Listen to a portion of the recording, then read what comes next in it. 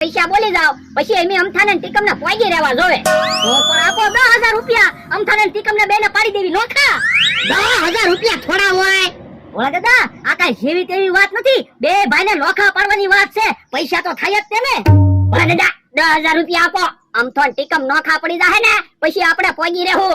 ઉભો રહે અલ્યો 10,000 રૂપિયા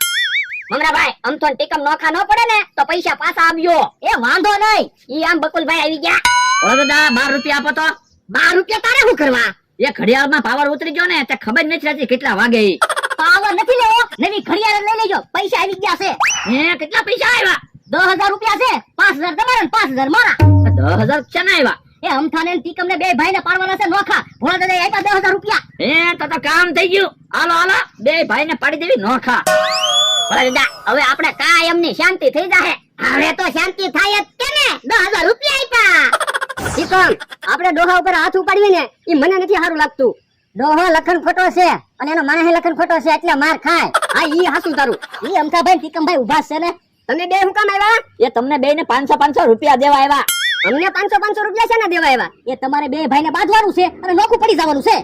ના રે ના અમે બે ભાઈ થોડા બાંધીને નોખા પડી પણ હાસુ નથી બાંધવાનું ખોટું નાટક કરવાનું છે પણ નાટ્ય શું કામ કરવાનું છે એ ભોળા દાદાએ અમને બેને 5,000 રૂપિયા આપ્યા તમને બે ભાઈને નોખા પાડવાના હે ડોહાએ અમને બે ભાઈને નોખા પાડવાના પૈસા આપ્યા હા અને તમે ખોટું બાંધવાનું નાટક નહીં કરો ને તો અમારે પૈસા પાછા દેવા પડશે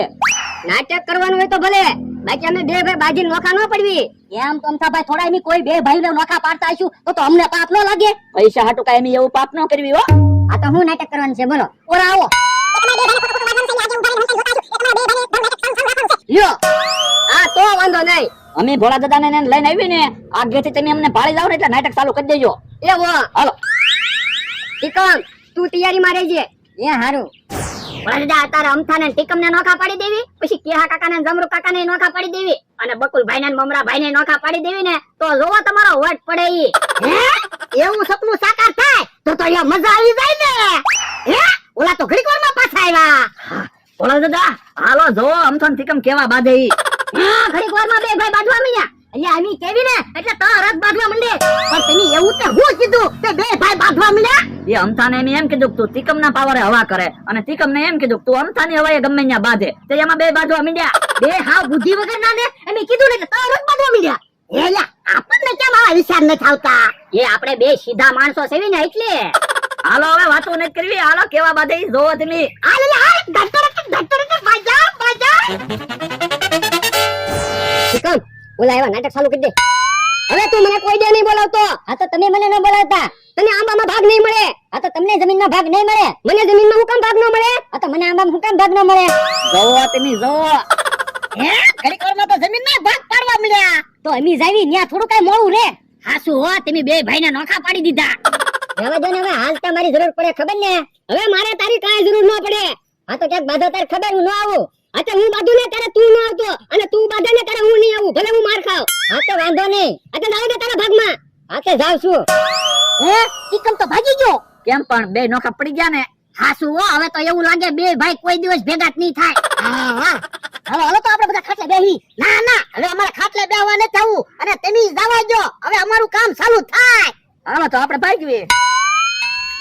ઓલા દાદા હાલો પેલા અમથાને ઢીબી નાખવી પછી ટીકમ ને ઢીબી એ હાલ હાલ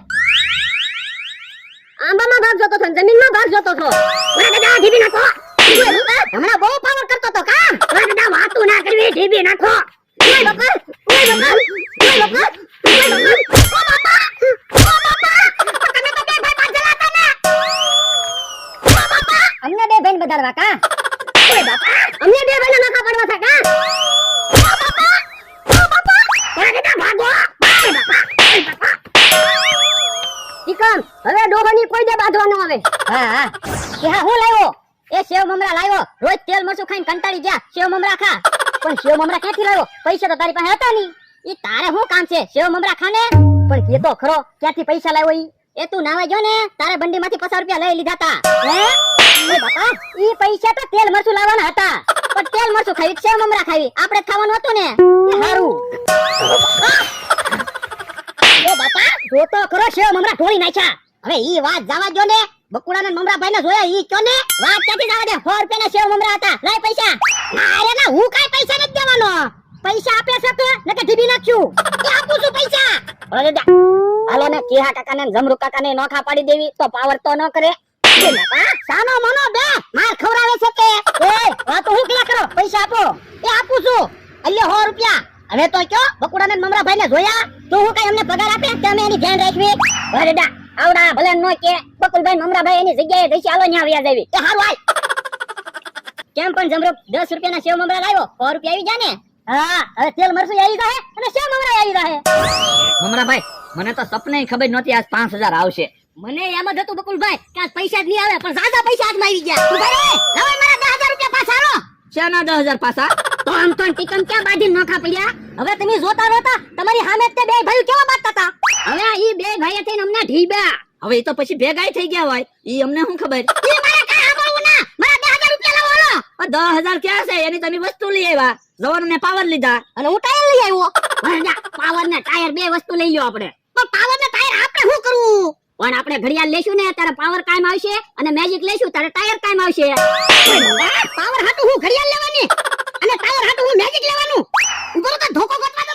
આ ઢીબી નાખો ભોળા દાદા, કેવી ઊંધી સલાહ આપે તમને. ઓય બાપા, પણ મને શું છે? તો તમને ડીપાના છે ને